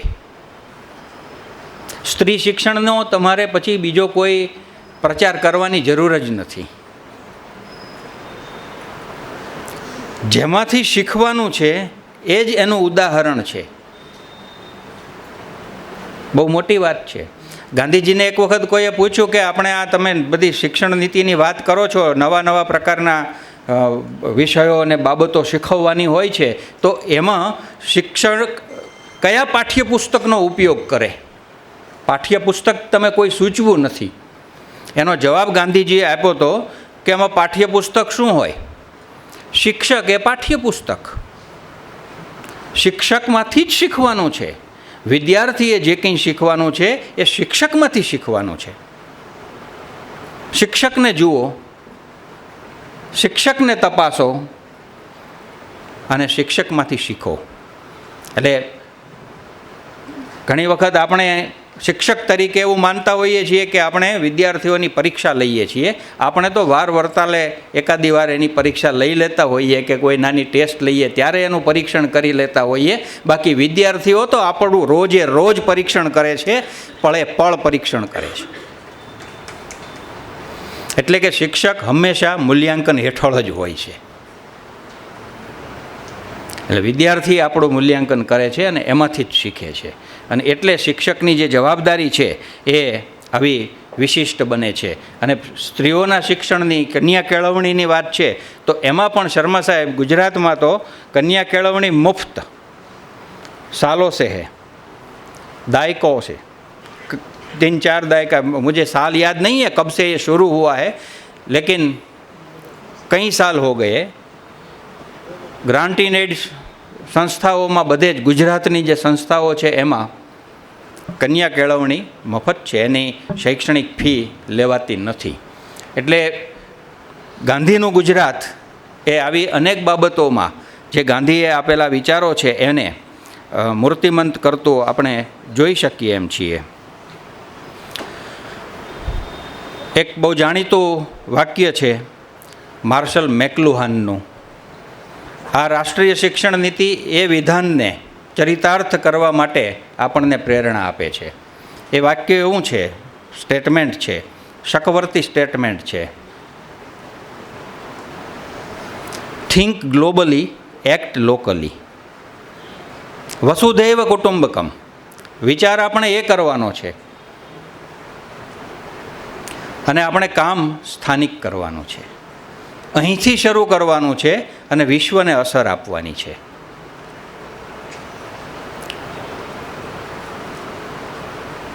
આપણી આજુબાજુમાં જે કંઈ થઈ રહ્યું છે એને આપણે નિશાળમાં લાવવાનું છે.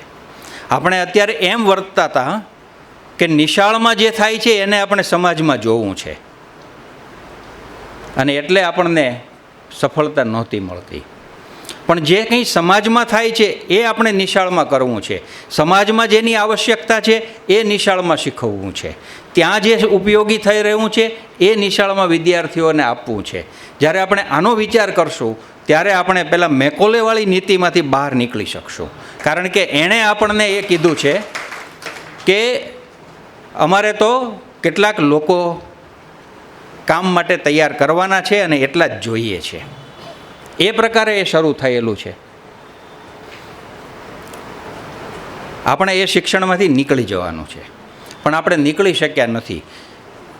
હું ઘણી વખત કહું છું કે પેલા લાકડાના કઠોડાવાળા કૂવા હોય જ્યાં પાણી સિંચાતું હોય તો એ દોરડાથી એ ઘીસી થઈ ગઈ હોય, કઠોડા ઉપર એક ખાંચ થઈ ગઈ હોય, એની બાજુમાં દોરડું રાખીને તમે પછી પાણી ન સિંચી શકો. એ દોરડું આપમેળે એ ખાંચમાં જતું રહે. આપણે એવી ખાંચમાં જતા રહીએ છીએ. આપણે ફરી ફરીને મેકોલેમાં જ જઈએ છીએ. આપણે જે શિક્ષણની વાત કરીએ છીએ એ શિક્ષણ છેવટે ત્યાં જઈને જ અટકી જાય છે, અને એટલે આપણે જે પરિણામ સુધી જવું છે ત્યાં પહોંચી શકતા નથી. આપણે નિશ્ચિત એવું કરીએ છીએ કે અમુક ગામ જવું છે અને પછી સારી બસમાં બેસીએ છીએ જે ત્યાં જતી હોતી નથી. ખરેખર એ બસમાં બેસવાનું છે કે જે આપણે જ્યાં જવું છે ત્યાં આપણને લઈ જાય. એટલે જો એવું થાય તો આપણે આમાં જે કંઈ સૂચવાયું છે એ બધું એ સિદ્ધ કરી શકીએ એમ છીએ.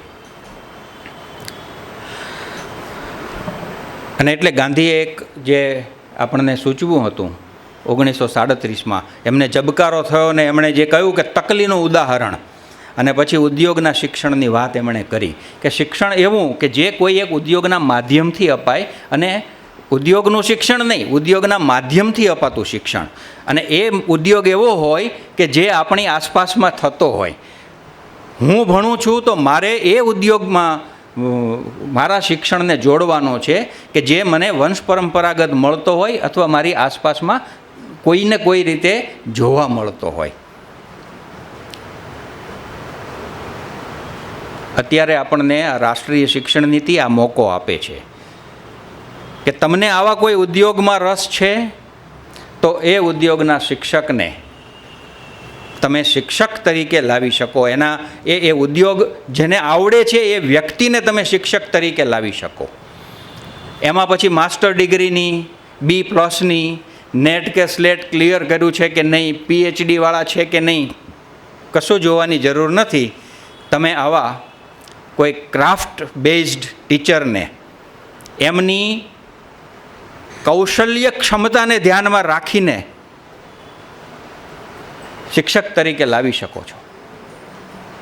અને તો આપણને એવા શિક્ષકોએ મળી રહેશે અને આપણે એવા વૈવિધ્યપૂર્ણ ઉદ્યોગોનું શિક્ષણ પણ કરી શકીશું જે આપણને કોઈક ને કોઈક પ્રકારની રોજગારી પણ આપી શકે. અને એટલે જો આપણે એ રોજગારીની સ્થિતિમાં પહોંચી જઈએ તો મેકોલેથી દૂર થઈ શકીએ. કારણ કે આપણે અત્યારે જે કંઈ શીખીએ છીએ એ શાને માટે શીખીએ છીએ? આપણું શિક્ષણ મેળવીએ છીએ, ડિગ્રી લઈએ કે ડિપ્લોમા લઈએ, પણ આપણે લઈએ છીએ શાને માટે? તો કે એના આધારે કોઈક નોકરી મળશે. જે મેકોલેએ આપણને શીખવ્યું હતું કે શિક્ષણ પછી નોકરી મળે, એટલે નોકરી માટેનું શિક્ષણ છે. અને એટલે સારું પેકેજ મેળવવા માટે થઈને લોકો દોડે છે. સારું પેકેજ આપવાવાળા નથી, લેવાવાળા છે. આ નીતિ એમ કહે છે કે સારું પેકેજ આપવાવાળા બનો, મેક ઇન ઇન્ડિયા. તો આ આખો જે ખ્યાલ છે એ આ રાષ્ટ્રીય શિક્ષણ નીતિ 2020 આપણને આપે છે.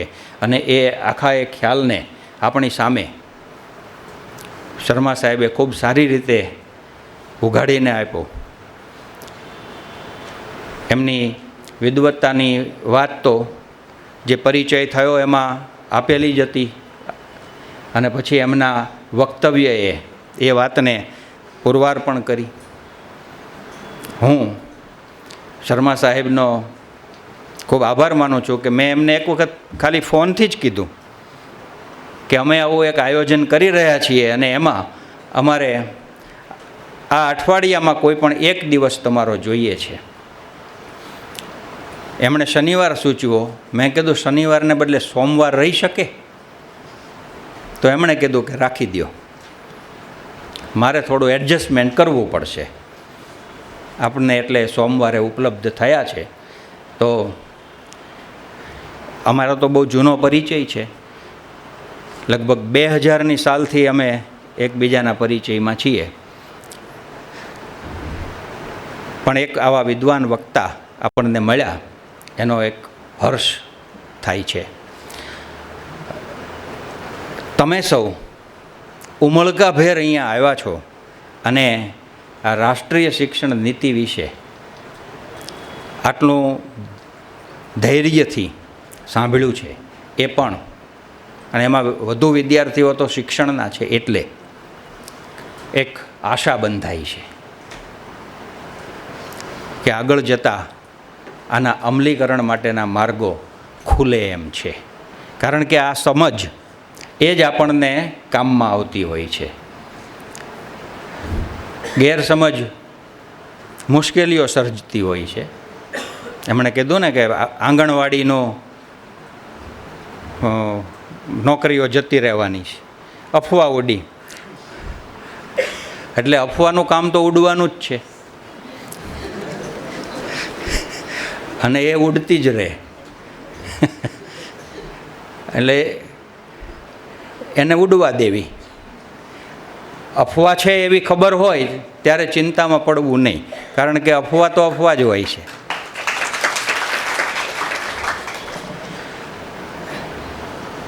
તો સૌ જે શિક્ષણના વિદ્યાર્થીઓ આવ્યા છો એ મને એક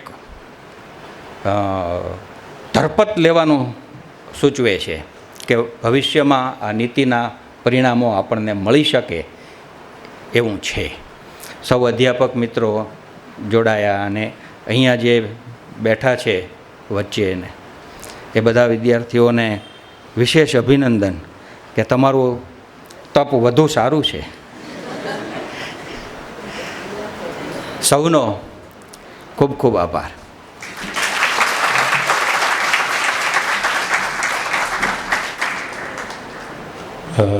ખૂબ ખૂબ આભાર કાર્યક્રમના અધ્યક્ષશ્રી અને ગુજરાત વિદ્યાપીઠના કુલનાયક શ્રી પ્રોફેસર ભરતભાઈ જોશીનું, જેમણે શિક્ષણ અને શિક્ષણ નીતિ વિશે કેટલાક વધુ સ્પષ્ટીકરણો આપણી સામે મૂક્યા.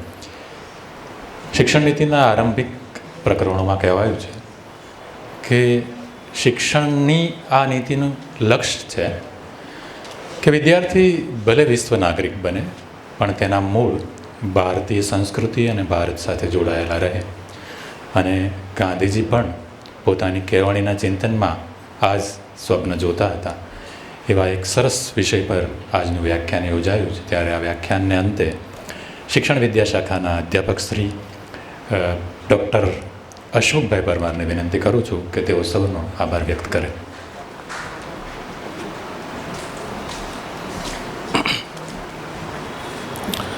सभागार में उपस्थित सभी विद्वज्जन, शताब्दी व्याख्यान श्रेणी 2023 के अंतर्गत आयोजित कुलपति श्री नवीन चंद्र बारोट की स्मृति में ये 17वां व्याख्यान जो शिक्षा विद्या शाखा के द्वारा आयोजित किया गया है. इस व्याख्यान श्रेणी में उपस्थित गुजरात विद्यापीठ के कुलनायक Shri professor Bharat Joshi sir, trustee मंडल के सदस्य और IIT के वाइस चांसलर डॉक्टर हर्षद भाई पटेल, आज के मुख्य वक्ता चंद्रभूषण शर्मा जी, गुजरात विद्यापीठ के कुल सचिव डॉक्टर निखिल भाई भट्ट, शिक्षा विद्या शाखा के अध्यक्ष एवं डीन प्रोफेसर दीपूबा देवड़ा, अन्य संकाय से पधारे हुए संकाय अध्यक्ष, डीन, प्रशासनिक सेवक, छात्र छात्राएं और आमंत्रित मेहमान श्री, मेरा काम आभार प्रकट करना है। तो सबसे पहले मैं इस श्रृंखला में जिसने इस कार्यक्रम का आरंभ बहुत ही मंगलमय स्वरूप से किया, ऐसे संगीत वृंद और हमारे शिक्षा संकाय के छात्र विनेश का और उसकी पूरी टीम का मैं आभार प्रकट करता हूँ। स्वागत परिचय में आदरणीय कुल सचिव श्री ने हमारे मुख्य वक्ता का जो गहराई से परिचय दिया है, उस परिचय के अंतर्गत हमें उनकी और अधिक आकर्षित होने का एक मौका दिया और वो हमारी जो अपेक्षा उनसे जुड़ी हुई थी वो उनके व्याख्यान में फलीभूत हुई। तो मैं कुल सचिव श्री डॉक्टर निखिल भाई भट्ट का भी आभार प्रकट करता हूँ कि उन्होंने बहुत ही अच्छी तरह से और गहराई से मुख्य वक्ता का परिचय दिया है। हमारे संकाय अध्यक्ष प्रोफेसर दीपूबा देवड़ा ने नवीन चंद्र बारोट का संक्षिप्त में परिचय दिया। विभिन्न अहमदाबाद के स्थानों और अहमदाबाद के विभिन्न जो संस्थान हैं, उन संस्थान का जिक्र करते हुए उन्होंने नवीन चंद्र बारोट का जो जीवन है या उनका जो कार्य है, ये कौन कौन सी संस्थानों के साथ जुड़ा हुआ है, इसको उजागर करके हमारे सामने रखा। तो मैं इस उपलक्ष्य में आदरणीय अध्यक्षा डीन प्रोफेसर दीपूबा देवड़ा का भी आभार प्रकट करता हूँ। हम जिनकी राह देख रहे थे और सुबह में हमने हमारे संकाय में इनको सुना था और दोपहर भी हम लोग अधिक सुनने वाले हैं, ऐसे मुख्य वक्ता प्रोफेसर चंद्रभूषण शर्मा जी, जिन्होंने 2020 की राष्ट्रीय शिक्षा नीति में गांधी कहाँ पर दिख रहे हैं, कौन कौन से ऐसे पहलू हैं जिस पहलुओं को गांधी की दृष्टि से हम देख सकते हैं और गांधी ने जो नई तालीम का प्रस्ताव रखा था, उस नई तालीम के प्रस्ताव और राष्ट्रीय शिक्षा नीति में कहाँ पर समानता है, उस समानता को हमारे सम्मुख उजागर किया है। उन्होंने कहा कि देश एक नया स्वप्न देख रहा है। 1968, 1986 की राष्ट्रीय शिक्षा नीति और 2020 की राष्ट्रीय शिक्षा नीति, इसमें जो विभिन्न पहलुओं को उजागर करके हमारे सामने रखा है, हमारे आदरणीय प्रधानमंत्री जी का जिक्र उन्होंने किया। इस शिक्षा नीति के अमलीकरण के वक्त उन्होंने जो संभाषण दिया था उसकी बात की, भाषा संबंधी बात की, कन्या शिक्षा संबंधी बात की, बेसिक एजुकेशन से संबंधित बात की, शिक्षकों की अनुपस्थिति के लिए क्या क्या कर सकते हैं, उसके लिए बहुत बढ़िया सुझाव दिया। महिलाओं की शिक्षा के लिए हम क्या कर सकते हैं, इसके लिए भी उन्होंने कोई नया समाधान दिया। तो ऐसे बहुआयामी विचार इस राष्ट्रीय शिक्षा नीति में समाविष्ट है। इसके बारे में सभी सभागार में उपस्थित लोगों को जो परिचय करवाया है, इसलिए शिक्षा संकाय, गुजरात विद्यापीठ, आमंत्रित मेहमान और सभी छात्र छात्राओं की ओर से हम आपका आभार प्रकट करते हैं। इसके बाद हमारे कुलनायक श्री प्रोफेसर भरत भाई जोशी सर ने भी राष्ट्रीय शिक्षा नीति से संबंधित कुछ बातें हमारे सम्मुख रखी। उन्होंने